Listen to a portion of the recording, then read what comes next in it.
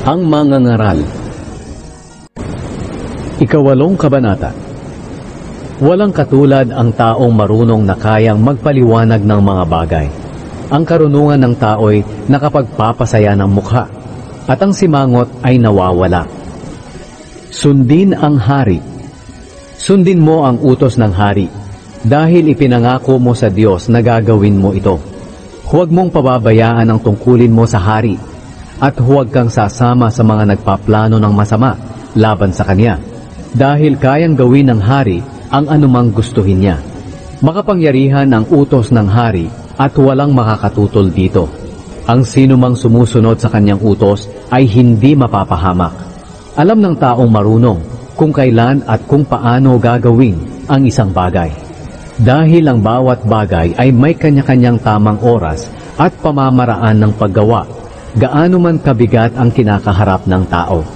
Dahil walang sino man ang nakakaalam ng hinaharap, walang makapagsasabi kung ano ang mangyayari. Kung paanong hindi mapipigilan ng tao ang hangin, hindi rin niya mapipigilan ang kanyang kamatayan. Tulad sa isang labanan, hindi siya makakaatras, at ang kasamaan niya ay hindi makapagliligtas sa kanya sa kamatayan. Pinagmasdan ko ang mga bagay na nangyayari rito sa mundo. Nakita kong ang mga tao ay may kakayahang saktan ng isa't isa. Nakita ko ring ibinuburol ang masasama. Sila ang laging pumapasok sa banal na lungsod ng Jerusalem at doon gumagawa ng kasamaan. At pinupuri pa sila ng mga taong taga-roon mismo sa lugar na ginagawa nila ng kasamaan. Wala itong kabuluhan. Kapag ang taong nagkasalay hindi agad pinarusahan, naiisip din ng iba na gumawa ng kasalanan.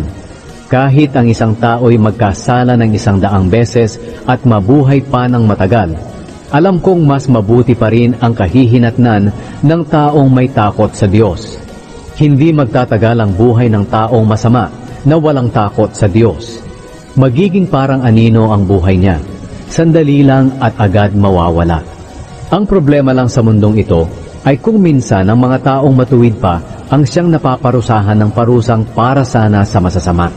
At ang masasama naman ang siyang tumatanggap ng gantimpalang para sana sa mga matuwid. Ito man ay walang kabuluhan.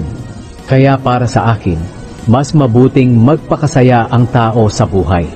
Walang mas mabuti para sa kanya dito sa mundo, kundi ang kumain, uminom at magsaya. Sa ganitong paraan, mararanasan niya ang kasiyahan habang nagpapakapagod siya sa buong buhay niya na ibinigay ng Diyos sa kanya dito sa mundo.